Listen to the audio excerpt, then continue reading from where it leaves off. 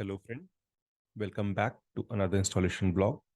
In this, we are exploring the requirement of GitLab as an offline solution, benefit which we can leverage from it, and the installation procedure. Now, coming to the requirement, this is Lily and she is working on a project for a government agency that deals with the sensitive information. Now, due to security concern and the strict data handling regulation, the agency operates in a highly secure environment that is completely disconnected from the internet. They need a version control system to manage their code base and collaborate on software development project internally. So after giving several thought, Lily came up with a deploying GitLab offline in their organization, which in turn provide them several benefits like version control. So obviously it can maintain version control for their project, manage code base change, and enable collaboration among their developer.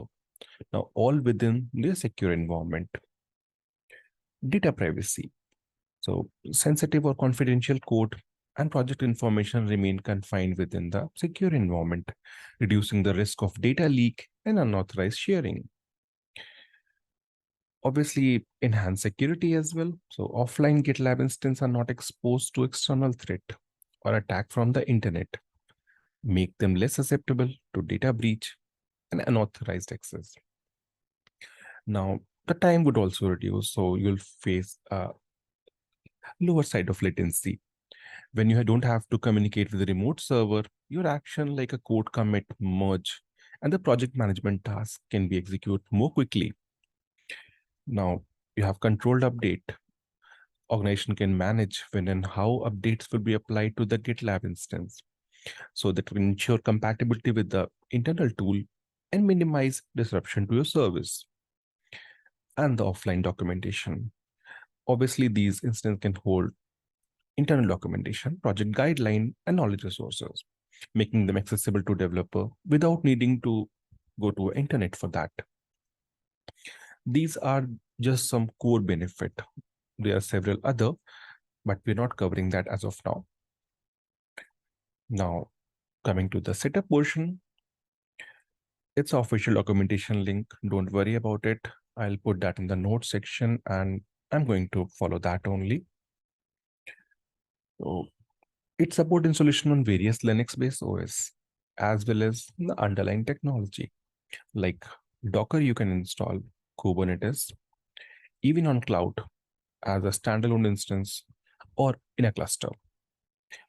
Unfortunately, till date, when we are preparing this documentation, there is no installation guidelines on Windows host yet.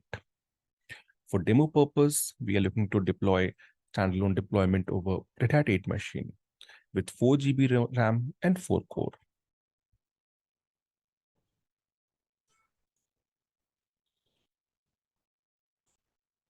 As discussed earlier, we are performing a standalone setup. So database and other required component will be deployed on a single node only. As per your requirement, you can deploy component on individual node as well. Do not worry about remembering the command used. You will find them in the description section of this video. The very first prerequisite would be to perform a system update. So to save out time, I already updated this, but you can update using TNF utility.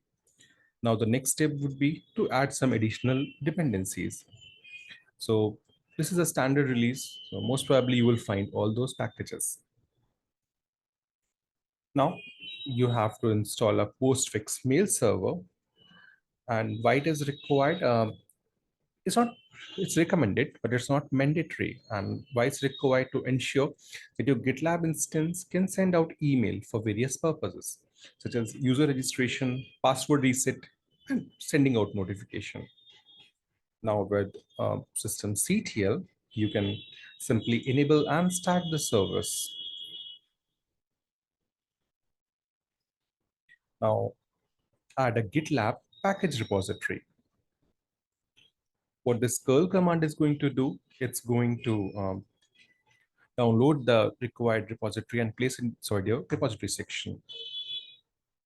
It would be pretty quick. It's just validating the GPT signatures and downloading the required repository files.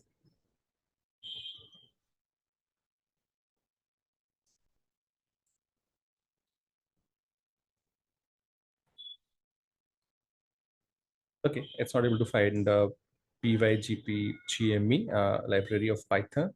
It's not mandatory, but you can find it or install it through the pip as well.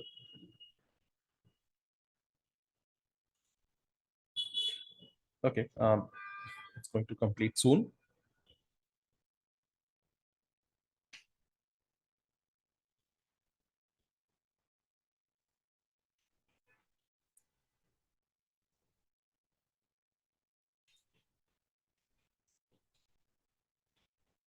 Now install the GitLab software using the repository.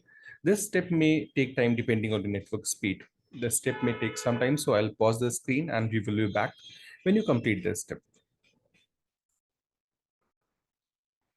Now configure a URL for your GitLab instance by setting external URL configuration.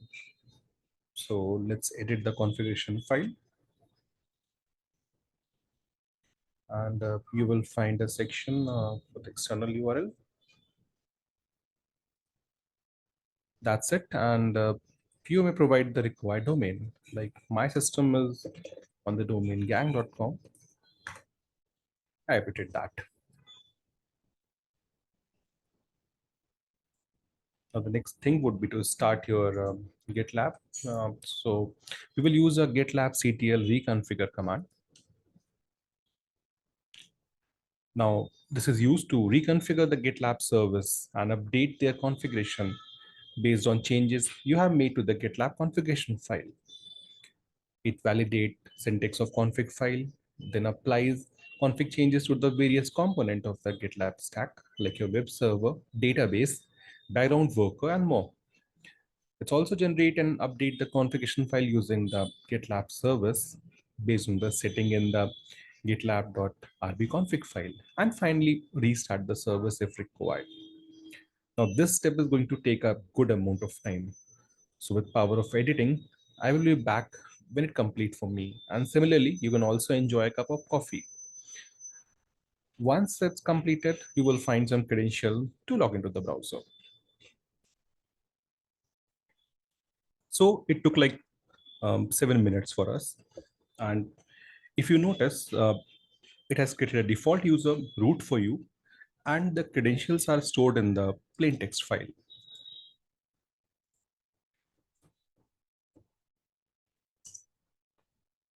Now let's retrieve the password. So that is the password you will receive.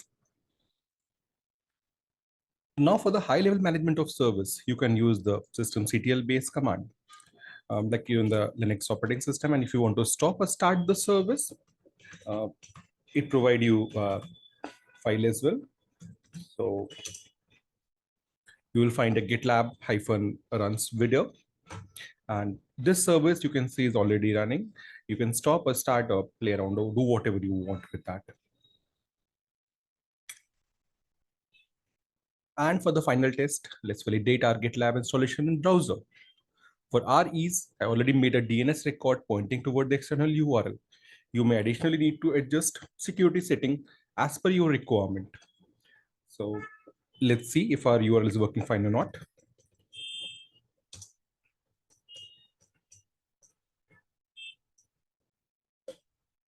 So my DNS is not able to reach that. Just give me a second.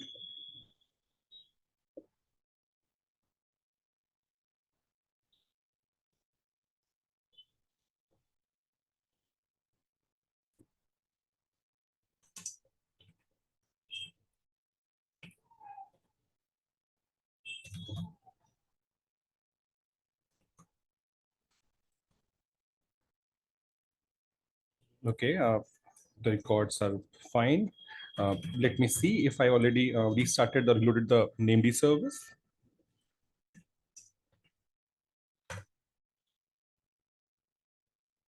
Okay, let me try again. And bingo, it's resolving fine.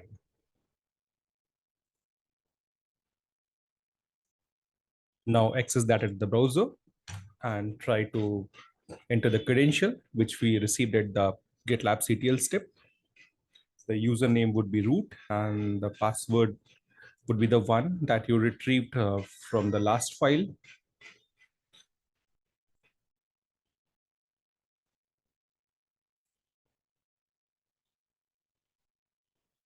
So it may take few seconds only.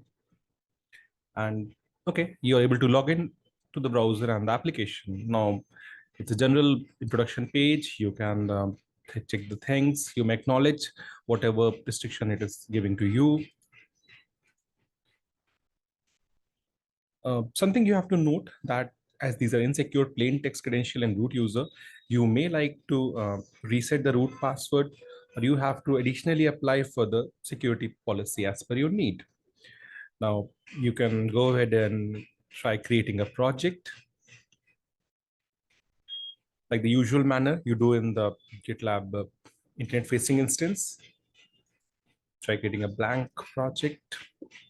Okay, something from my cache. As of now, we only have a root account, a root namespace present, so it will take over there.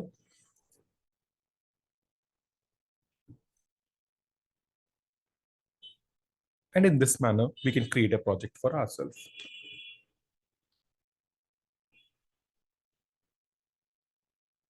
Obviously, your system spec will take part in that. You may have to increase the amount of CPU or the RAM that which we have taken. And okay, the project will create it. You can do all those steps which you do at the normal UI.